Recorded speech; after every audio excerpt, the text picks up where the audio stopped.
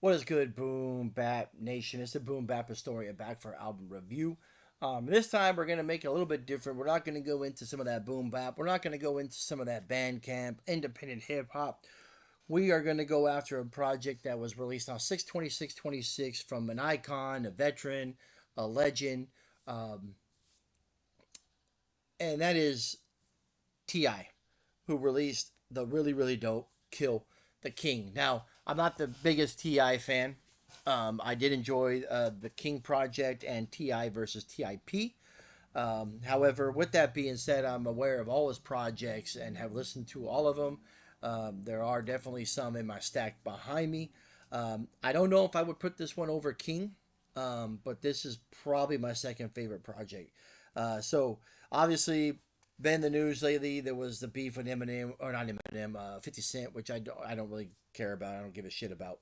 Um, but yeah, I didn't listen to any singles, if there was any. But I knew this album was coming out, but I forgot the release date. And then on Thursday night at 9 p.m. West Coast time, Kill the King dropped. And without hesitation, I purchased it.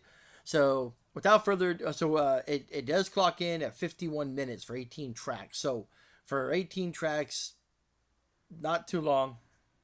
I'm gonna go through the track listing and then highlight my favorite tracks. So I did pick it up on iTunes, so I'm able to kind of mark which one of my standout tracks. So it starts off. Um, oh, hope I don't get fucking in trouble for that. So that was actually a track "Gorgeous." That was an accident there, but so it starts off with a King's Thought. See What I'm Saying is track 2.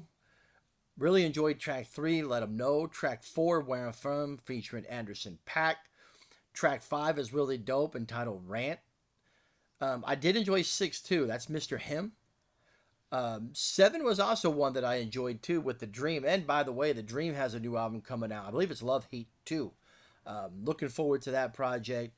The collaborative track 8, featuring T-Pain, Jeezy, and 2 Chainz, Dope Boys Academy. I dug it. Pistol on the Dance Floor is track 9. Track 10 is And Won't. You just kind of hopefully heard, quickly got it off. That was the Usher featured Gorgeous. Enjoyed that. That was track 11. Track 12 is We On.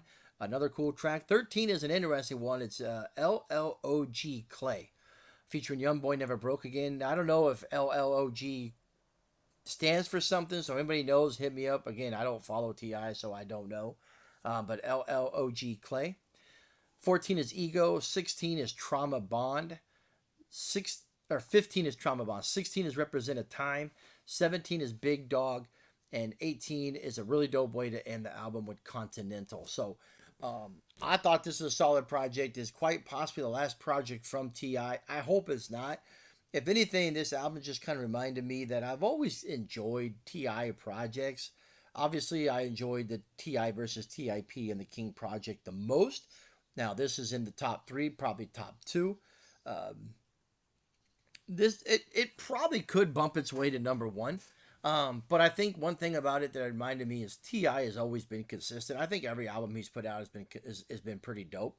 But like most artists, you have an album or two that you enjoy more than the others. But yeah, this was a solid project. So I hope it's not the end of Ti's musical career, because it's definitely one that I think has been very consistent. I think he's put out the more mainstream MCs. I think he's put out more consistently dope projects than a lot of other artists. So hopefully it's not the end of Ti, but if it is, salute to Ti. What a way to go out, man! A dope project. So Ti, Kill the King, 6/26/26. My overall rating for this album is 3.5 mics. All right, stay tuned. More album reviews coming your way.